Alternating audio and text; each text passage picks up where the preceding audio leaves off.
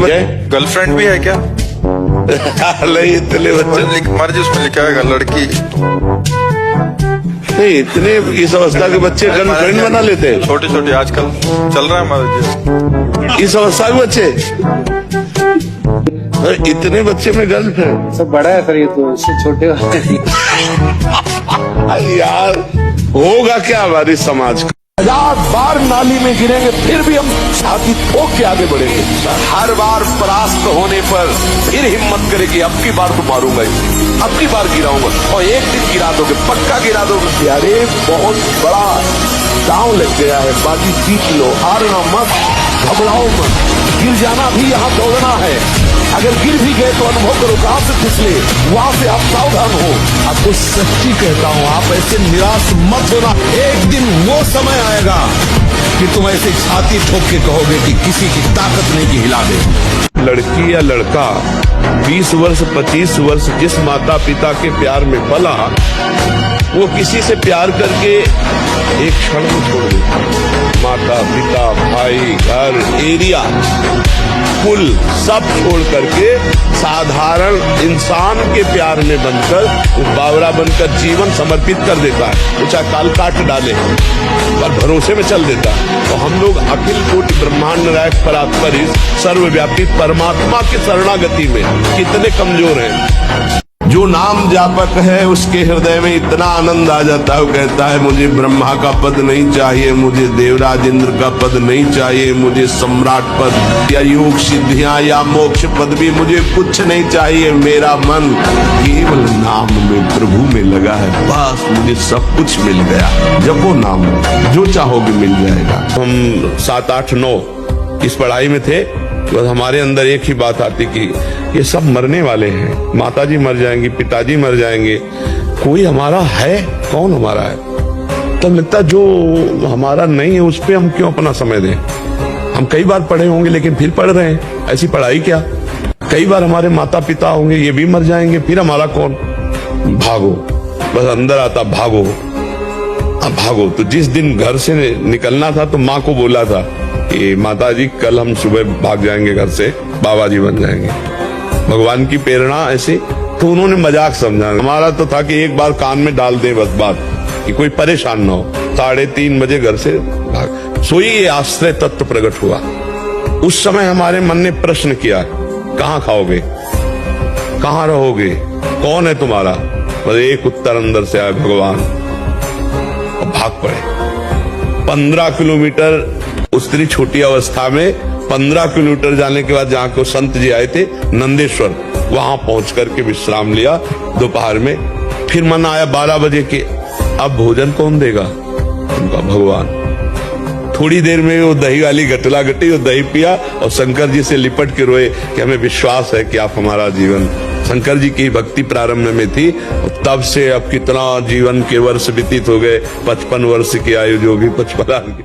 रीढ़ की हड्डी कमजोर हो जाती है और उसमें सीधे बैठने की सामर्थ्य खत्म हो जाती है। वो झुकाव ऐसे, वो झुक करके ही ऐसे बैठना। वीरपात करने वाले के मसूड़े फूलना, मुख से दुर्गंध आना, शरीर का पसीना दुर्गंध युक्त होना।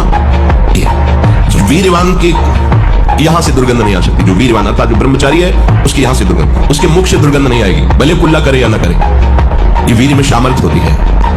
नाक के साइड में यहां कालिमा आ जाना, फिर वो कालिमा धीरे धीरे कपोलों में बढ़ते जाना, ये वीरनाश का लक्षण है। वीर्य नाश से उदर लंबा होना, पेट बढ़ना शुरू हो जाता है, आंखें बढ़ना शुरू हो जाती है। उसकी वाणी में मृदुता नष्ट हो जाती है, कर्कशता रुक्षता आ जाती है, उसका स्वभाव अप्रिय बन जाता है, छाती की हड्डियां दिखने लगती है। वो ना तो लोक में ना परलोक में किसी भी कार्य में उत्साह करने लायक नहीं रह जाता। वो जरा सी भी बात में बहुत बड़ा अपने को अपमानित होना समझता है। ये वीरपात से उसके अंदर दोष प्रकट हो जाते हैं। वो देवी देवता को बलि देना बंद करे, मुर्गा से बलि नहीं, उपवास कर लौंग घोट के 20 दिन तो पता चले तेरे को।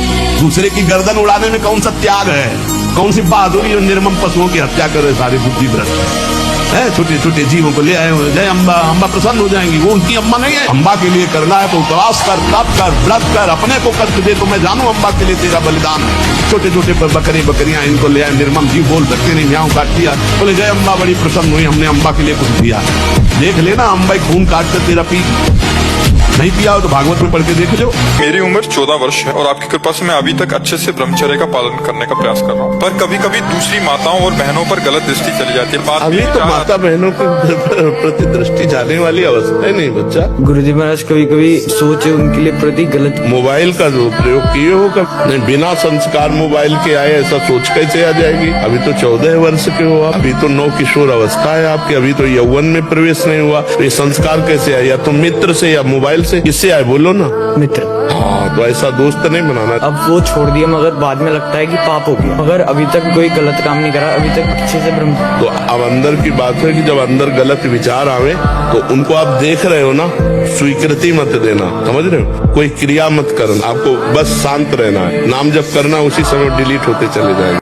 इस संसार चक्र में जितने रोग हैं सबको शासन में रखने के लिए ये नाम पर्याप्त है, तुम्हारे ऊपर इनका प्रभाव नहीं पड़ पाएगा। ये 28 नामों का जो पाठ करता है वो जीवन मुक्त महापुरुष हो जाता है। भगवान ब्रह्मा जी ने उपदेश किया शनकादि को।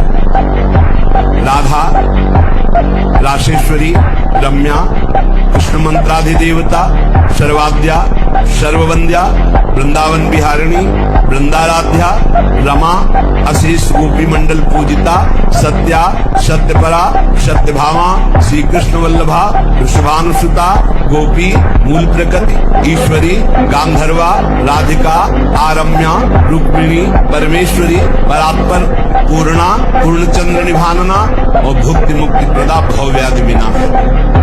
28 नाम मात्र जपने से समस्त कामनाओं की पूर्ति। जिसकी जिह्वा पे नाम है, वृंदावन की भूमि से बैठ के कह रहा हूं, भगवान की भी ताकत नहीं कि उसका मंगल कर सके। जैसे सूर्य की ताकत नहीं कि अंधकार दिखा सके, क्योंकि जहां सूर्य वहां अंधकार नहीं, ऐसे जहां भगवान का नाम है तो भगवान भी अमंगल नहीं कर सकते। इतने शास्त्रों में उदाहरण बड़े बड़े, और सबसे बड़ा उदाहरण हम, हमारी छाती है। हम किसी के सपोर्ट से नहीं चल रहे, किसी के हम सिखाए या पढ़ाए नहीं चल रहे, नाम भगवान के सपोर्ट से चल रहे हैं, नाम की गर्जना से जी रहे हैं, नाम की गर्जना से दहाड़ रहे हैं। नाम ही हमारा जीवन है।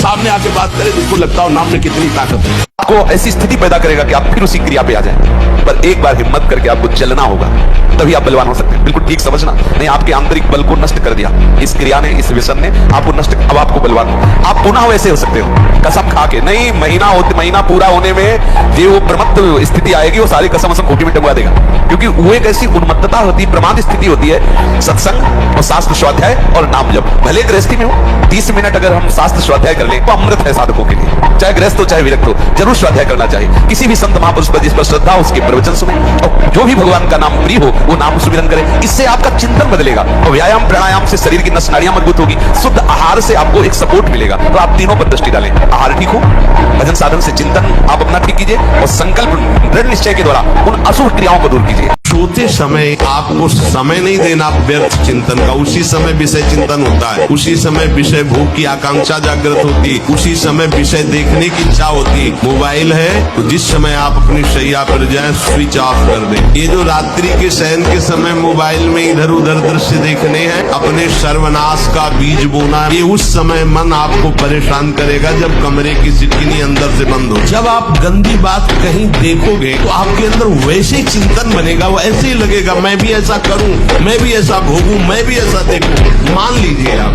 जब आप नींद में जा रहे हैं तो बिल्कुल मानो मृत्यु शैया पे जा रहे हैं, आपको उस समय नाम जप में बहुत ध्यान देना है, कहीं मन बहक न जाए। पूरा रजिस्टर हमारा गंदा है, लेकिन हमने कुछ दिन से सुना है सत्संग और राधा राधा जपने लगे, अब वो भी तो रजिस्टर में जाएगा।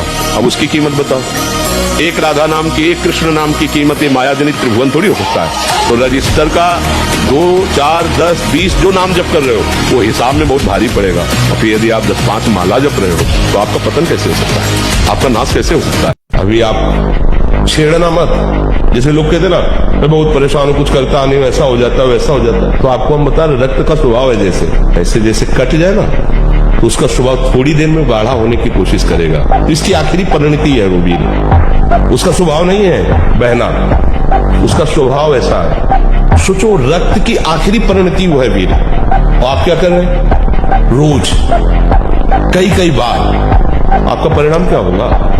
अगर रोज वो खून निकाला जाए तो आदमी की हालत क्या हो जाए? कम बोलना, कम सुनना, कम देखना, कम सोना और कम आहार करना, ये 5 पर कंट्रोल करो। मैं आपके पास आया था, आपने बोलते छूट, और मैंने उसके बाद 1-1.5 महीना का ब्रह्मचर्य भी आया, मैंने आपका द्रोह कर दिया, इतना आपका कीमती समय पूरा मतलब फिर द्रोह हो गया आपका। मुझे तो बस आपकी गुरु आगे पालन करना है, आप जो कहते उसको पकड़ लूंगा। द्रोह थोड़ी इसे कहते हैं, द्रोह तो होता है कि डट के विरोध करना। अरे भाई आज्ञा पालन नहीं हो पाया, बच्चे हो, इसमें कोई द्रोह थोड़ी माना जाता है। नाम जप करो और थोड़ी देर दंड बैठक मारो, व्यायाम करो, आधा घंटा प्राणायाम करो, खूब सेवा पाठ अपना जो पढ़ाई लिखाई जो अपना हो, बीच बीच में राधा राधा राधा राधा नाम जपते रहो, और ज्यादा खोपड़ी मत दौड़ाओ, ज्यादा ब्रह्मचर्य के लिए परेशान मत हो। ज्यादा ब्रह्मचर्य रहना रहना रहना, अरे यार ये तो घाटा हो गया, आज स्वप्न दोष हो गया, अब ब्रह्मचर्य वो आपको परेशान कर देगा।